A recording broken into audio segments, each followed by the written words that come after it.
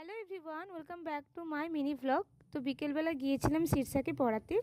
তো ছুটি করে ওকে নিয়ে চলে গিয়েছি পুজো দিতে। তো ওদের বাড়ির পাশেই রয়েছে কালী পুজো।